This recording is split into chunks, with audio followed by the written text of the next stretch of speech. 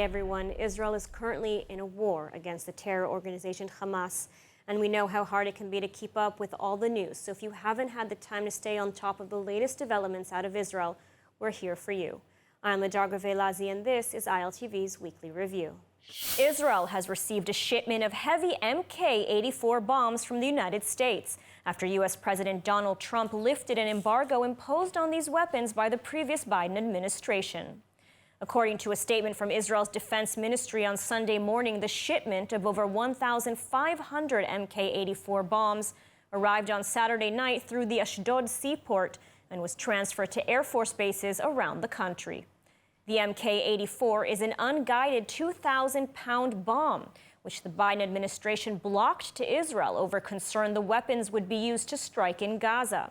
In one of his first acts as president, Trump lifted the weapons embargo.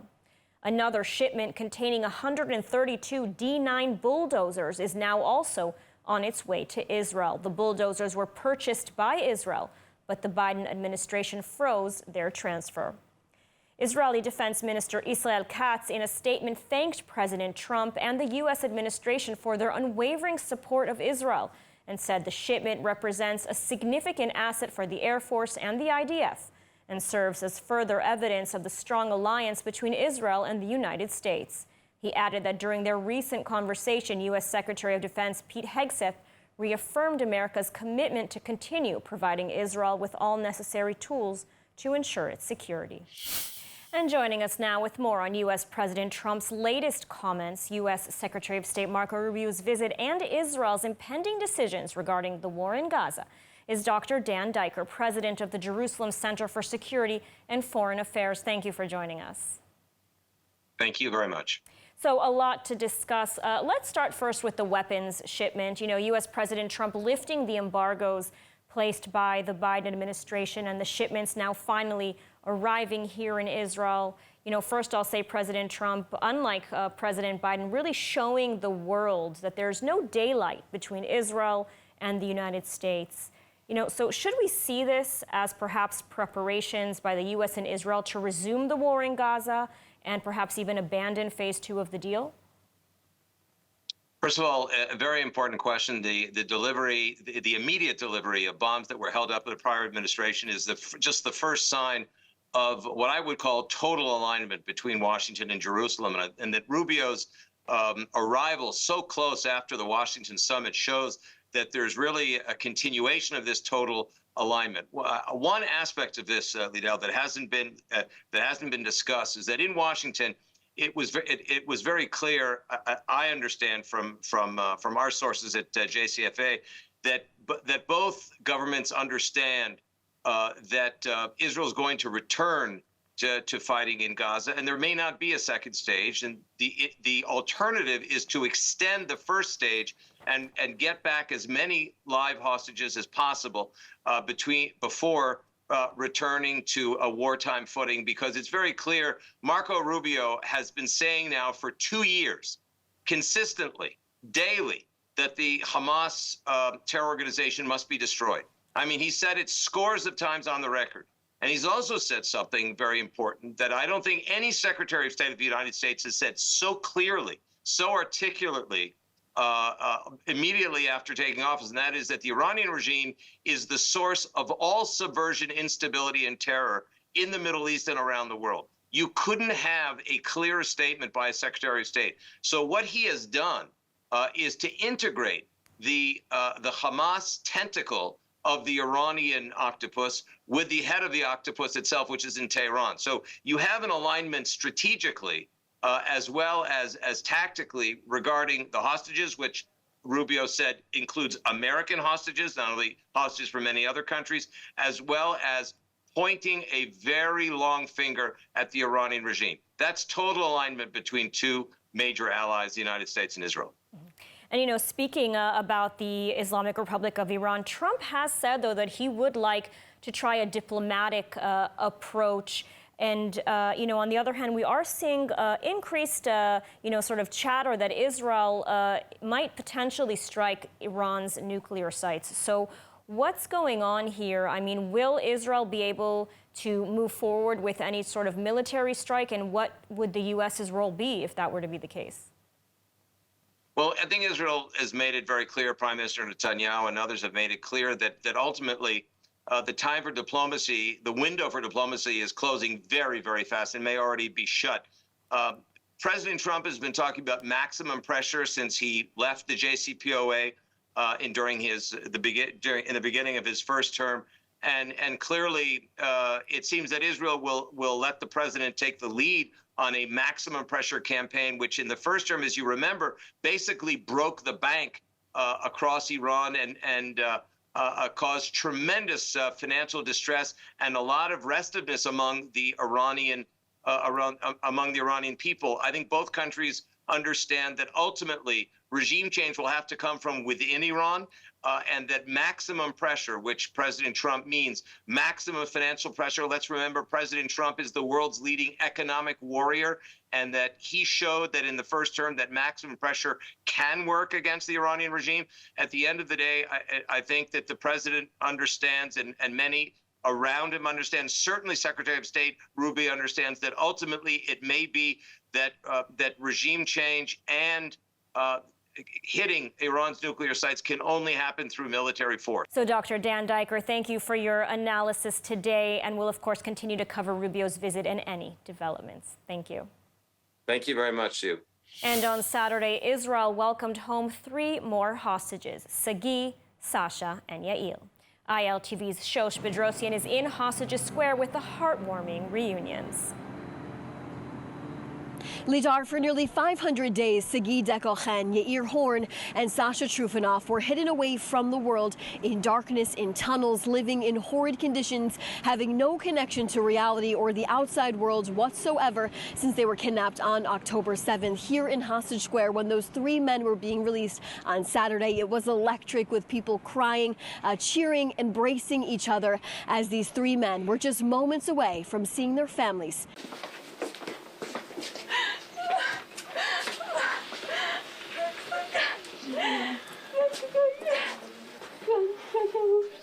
36-year-old Sagi Dekolchen hugs his wife Avital in an emotional reunion in the very first moment they saw each other since October 7th. The last time he saw Avital, she was 7 months pregnant and managed to save her life and her 2 young children by hiding in their safe room. Her name is Shachar Mazal, Avital tells Sagi, the name of their 1-year-old daughter that was born 2 months after American-Israeli Dekolchen was kidnapped. It's perfect, he said. Dekolchen was kidnapped from Kibbutz Nir Oz after he alerted the community there was terrorist infiltration and confronted them. There was no sign of life released of him for the duration of his captivity and was completely cut out from the outside world. He's the 2nd American to be released in the phase 1 of this deal. 2 weeks ago, American-Israeli Keith Siegel also returned home. Argentinian-Israeli Yair Horn reunited with his family, dressed head to toe in Hapoel Beersheva equipment, a soccer team he has been devoted to for years. During his helicopter ride from Reim military base to the hospital, they flew over the soccer stadium. A bittersweet reunion for the 46-year-old with his family as he embraced them without his brother Eitan. Both brothers were kidnapped from Yair's home on Kibbutz Nir Oz on the morning of October 7th. Eitan was visiting for the holiday weekend from Kfar Saba. 29-year-old Sasha Trufanoff came home to big embraces from his girlfriend Sapir, his mom, and grandmother. All 4 of them were kidnapped from their home on Kibbutz Nir Oz, but all of them were released in November of 2023, except for Sasha. The Russian-Israeli came home to discover his father, Vitali, was murdered on October 7th, after he learned the news from IDF representatives. It is reported he bursted into tears when he heard the news. Russia was advocating for his release as the country holds close ties to Hamas.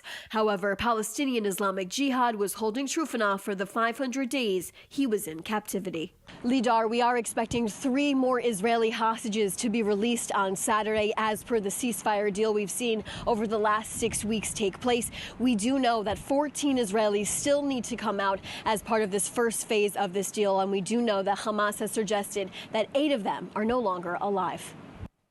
Thank you, Shosh. Today marks 500 days of war. 500 days since our world was turned upside down. Let's not forget how this war began. It began on October 7th when Hamas broke the existing ceasefire, committing the worst massacre of Jews since the Holocaust. 1,200 people, Israelis and nationals from countries around the world, were raped, tortured, and murdered, and hundreds were taken hostage into Gaza. 500 days later, and 73 hostages remain in captivity, held in the darkest dungeons of Gaza without food, without sunlight, tortured, injured, and their time is running out. Hamas orchestrated and perpetrated these acts, but it was not alone. Thousands of Palestinian civilians from Gaza also took part. And one day after October 7th, Israel was attacked again, this time from the north, from Hezbollah in Lebanon. And let's not forget the Houthis, Islamic jihadists in Iraq and Syria, and of course the head of the octopus, the Islamic Republic of Iran, who attacked Israel in the largest ballistic missile strike in history.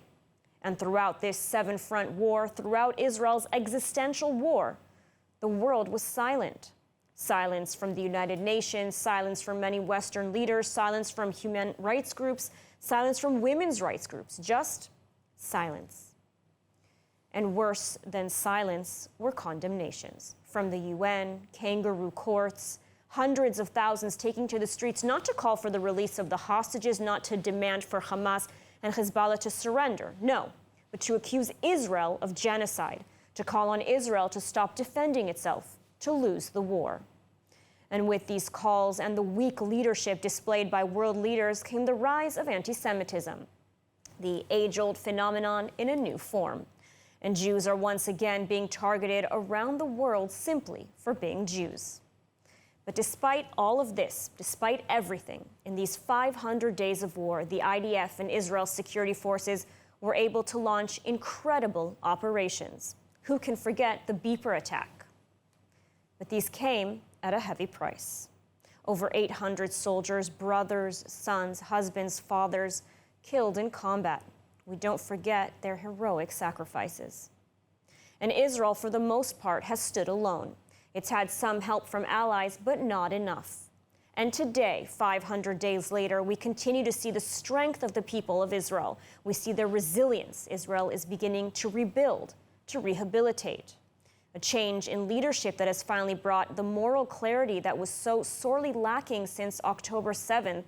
Our allies, especially the United States, led by President Trump, is standing alongside Israel unequivocally and is demanding change, not from Israel, but from Hamas and its allies, demanding an end to the status quo that brought us to this day. 500 days in, we are in the midst of a ceasefire. The axis of resistance is severely weakened, but the war is far from over. It will not end. We will not be able to move on until Israel sees the return of all the hostages and Hamas is eliminated once and for all. But today there is finally optimism, and there is hope. Thank you, Shosh. And 500 days since the start of Israel's war against Hamas, and thousands are still unable to return to their homes in the south. But stepping up is the Tekuma Directorate. ILTV's Ariella Luchiani has the details.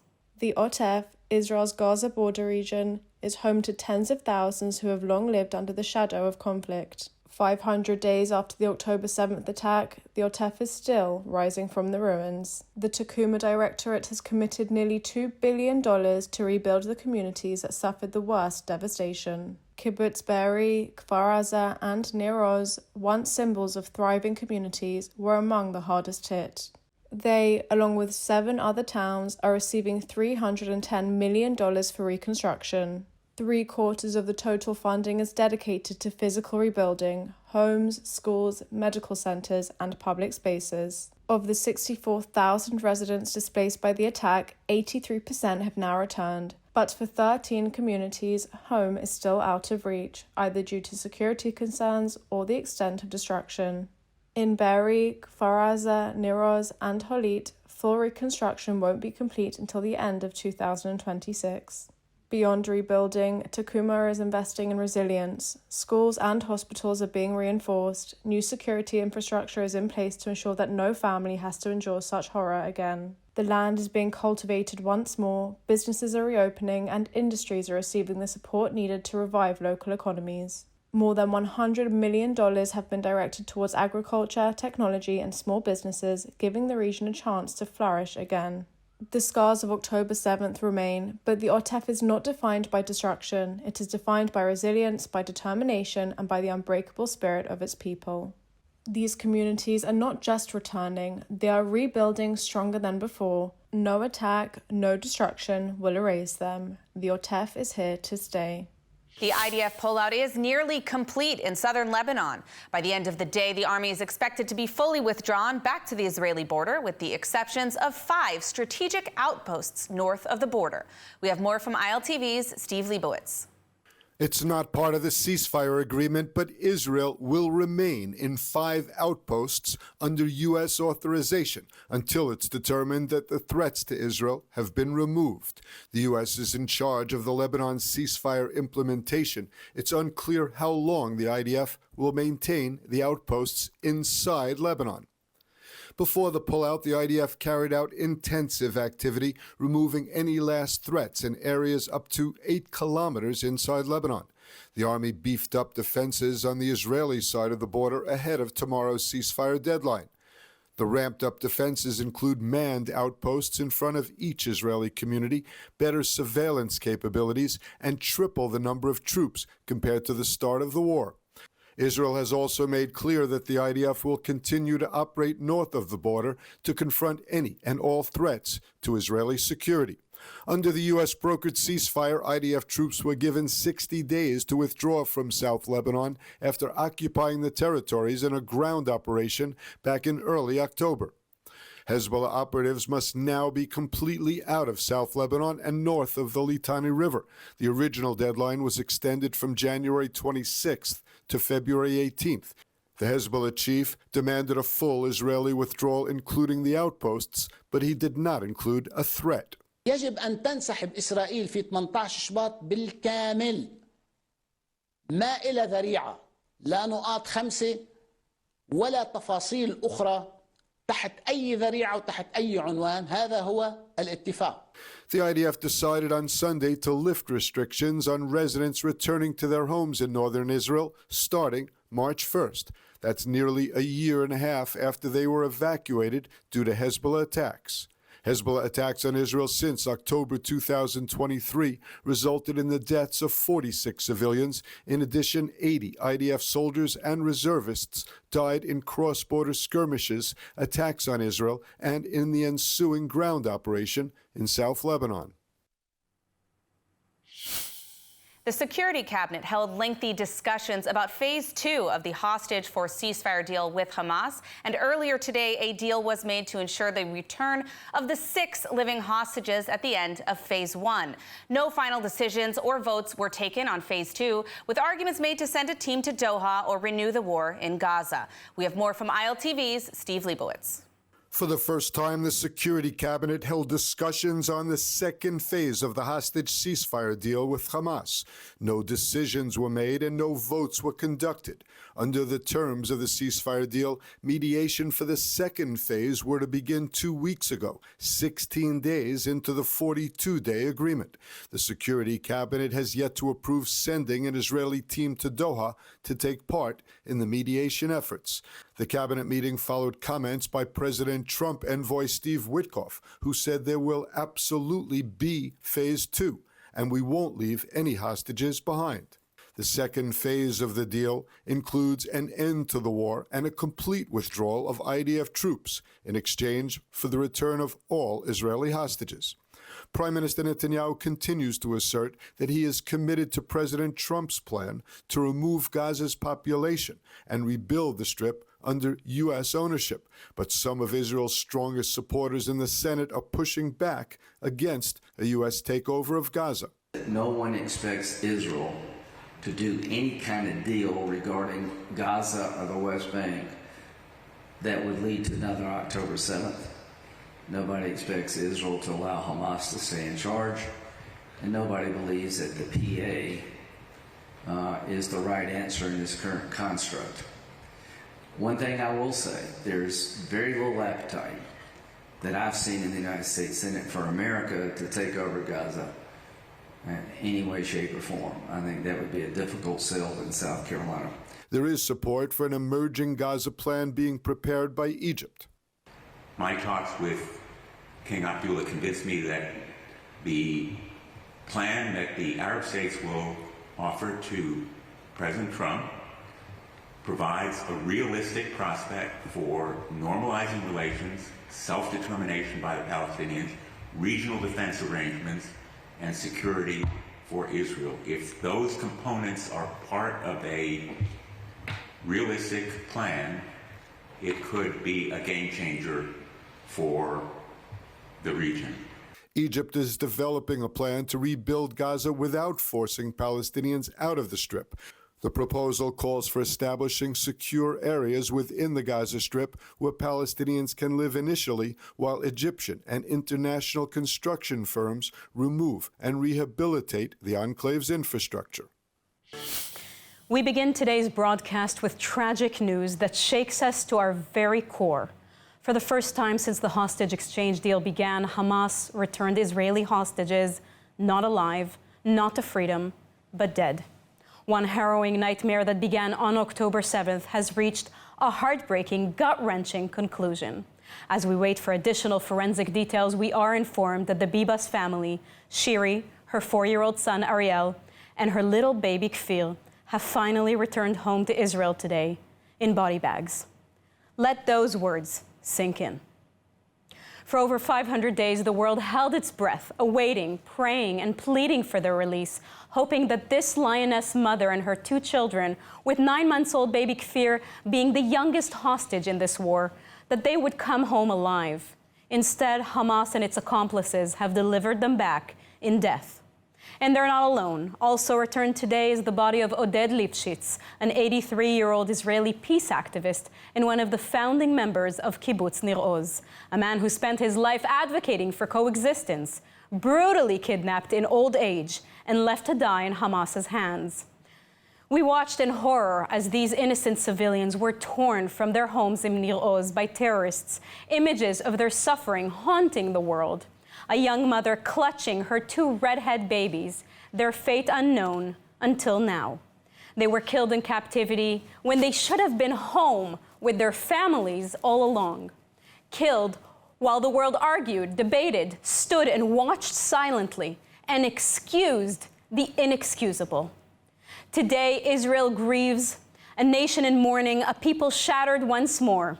The Bibas family, the Lifshitz family, their loved ones, and all who prayed for their safe return are left with unimaginable pain, as are we. As we bring you the latest developments, one thing must be crystal clear.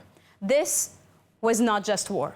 This was barbarism, cruelty, sheer evil, a crime against humanity. And as we ask what comes next, we must first reckon with this. What does it say about our world and the international community when the kidnapping of innocent babies and the elderly is met with anything less than universal outrage? For more of the latest updates from Israel, make sure to subscribe to our newsletter at iltv.tv or download the ILTV Plus app.